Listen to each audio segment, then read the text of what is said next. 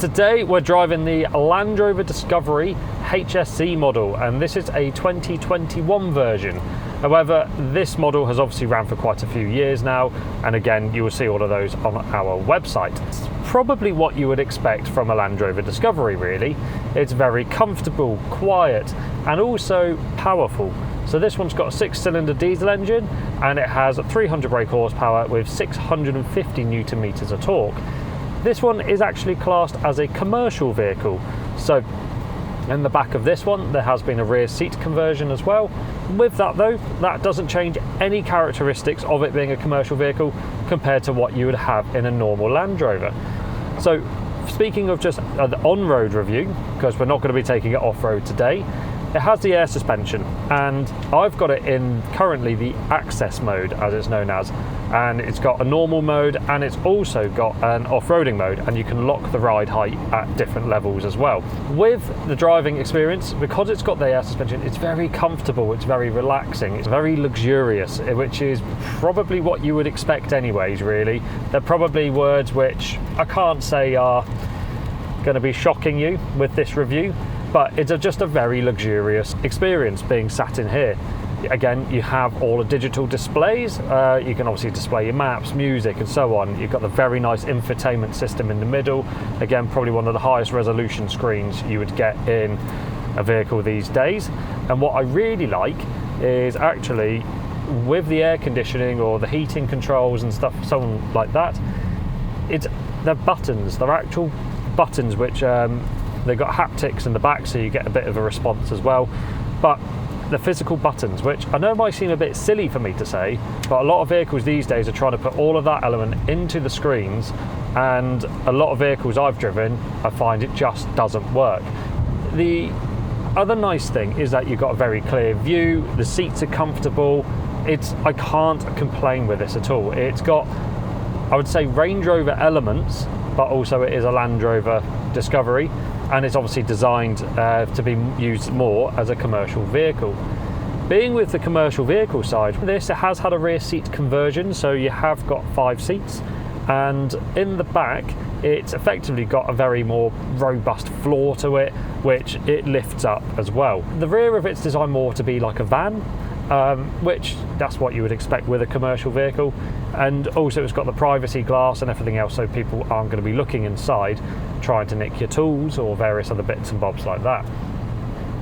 Apart from that, it's very similar to the car version of it.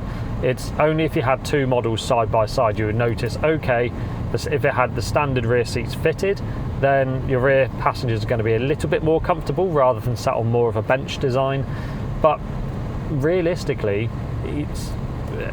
I think you need to weigh up as a customer, how often do you have people in the back, and are you going to be using it for travelling to different sites of where you work? Or it depends about your commercial work, depending on the usage of this vehicle. Yes, it's capable to go off-road, so as I say, if you're driving to a different site or something like that and you need to drive off-road on dirt, gravel, things like that, it's going to be capable, but then also it's going to get you between the sites in a very comfortable, luxurious style. Tell you what, these brakes are good. I believe they're 4-pot brakes on the front as well, which is very big calipers as well. It's actually really nice to drive. But it's got the response when you need it. But it's very subtle, but you can just tell when you put your foot down a bit more, actually it's got some oomph underneath.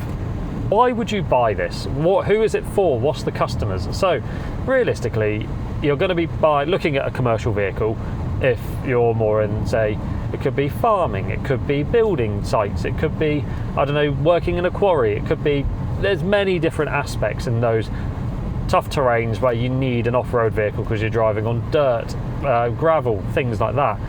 But this is more for if you're, say, my gut feeling is if you're a site manager and you're travelling in between, say, 2 different quarries, then you're going to be driving on the public roads, you're going to be doing all of that, and it's actually very comfortable, very nice, and it's very luxurious. If you've got a family, if you've got kids, if you need to take them out on the weekend, you're capable. You've got the areas in the back where you can do that.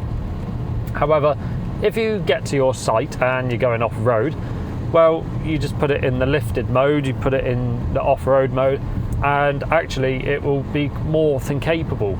It won't break a sweat or anything else, but you can at least go off-roading in comfort and style, and yeah, it's just very nice overall. It's not, obviously it's because it's got the air suspension, it's not going to be the most extreme off-roader. If you're comparing it to a Ford Raptor, then it's not even comparable because they're completely different vehicles underneath. But the air suspension and everything, it just helps off-road, and it's got the capabilities to do off-roading, but say at a slow pace. You're not going to be going over tough terrain at 40-50 miles an hour in this, definitely not. But you would buy a different vehicle for that if that's what your purpose was. As I say, as a very quick roundup, it's a very nice vehicle, this.